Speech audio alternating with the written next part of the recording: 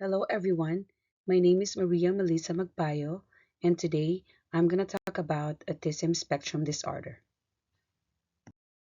Autism spectrum disorder is a neurodevelopmental condition that affects communication, behavior, and social interaction.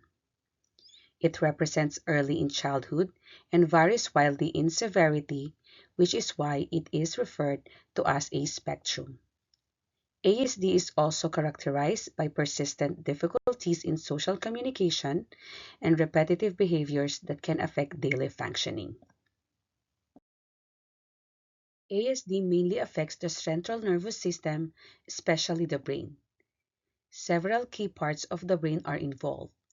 The prefrontal cortex helps with social behavior and decision making. The amygdala is important for emotional regulation, like how we respond to feelings. The cerebellum helps with coordination and also supports thinking processes. And the hippocampus plays the major role in memory and learning. Together, differences in these brain areas can affect how a person with ASD thinks, feels, and interacts with others. Normal brain function depends on neurons communicating through neurotransmitters like serotonin, dopamine, GABA, and glutamate. These chemicals send signals by binding to receptors on other neurons. There needs to be balance between excitatory signals like glutamate and inhibitory signals like GABA to support normal thinking, emotions, and behaviors. The brain also regulates this signal using enzymes and transport proteins that control how neurotransmitters are made, released, and recycled. Finally, neural plasticity allows the brain to form and adjust connections during development, and this process influenced by genetic factors. In autism spectrum disorder, there is an imbalance between excitatory and inhibitory neurotransmitters, especially glutamate and GABA, which disrupts normal brain signaling. There is also changes in how brain connections develop. Synapses may not form or get pruned properly, leading to either too many or too few connections in the brain. Geodesic distance refers to the shortest path between two areas of the brain along the surface, which reflects how efficiently those regions communicate. Because of these structural and functional changes, brain connectivity becomes less efficient, affecting how information is processed. This can result in challenges with social interaction, communication, and sensory regulation.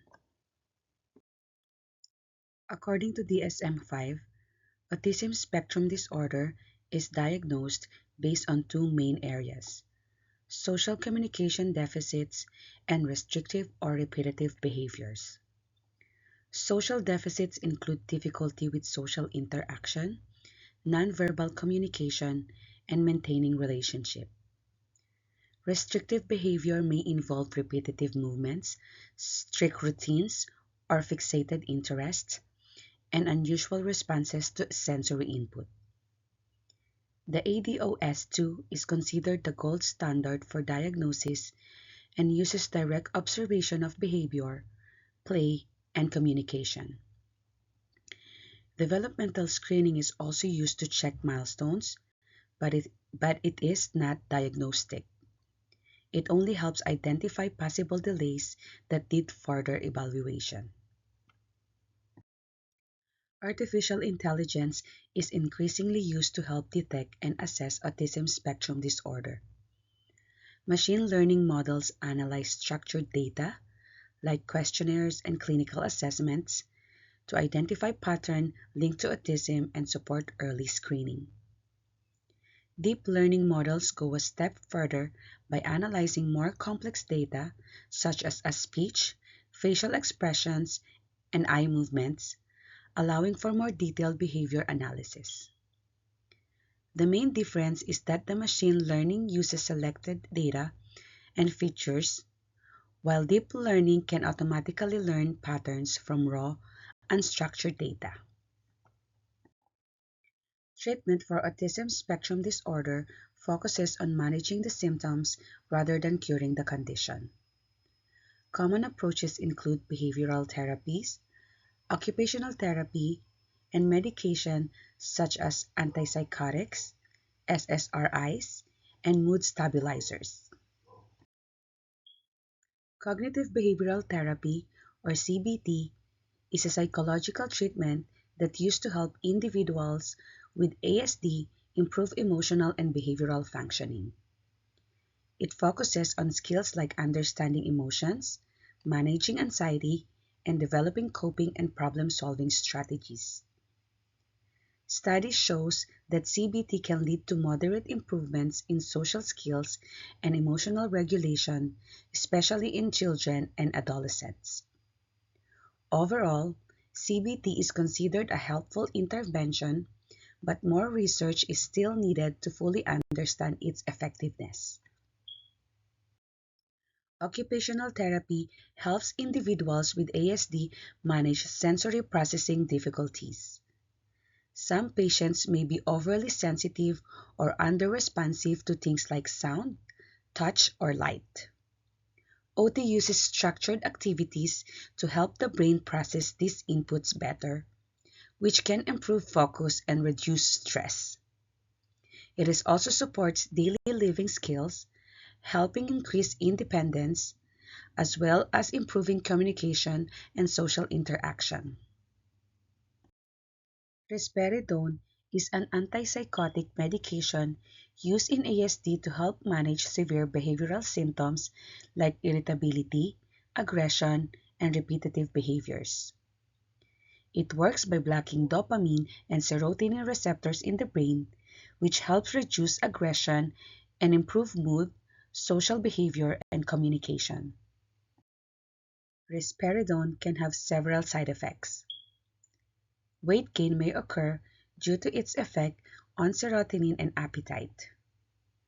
Drowsiness is caused by histamine receptor blockade. Dizziness can happen due to changes in blood pressure, especially when standing up.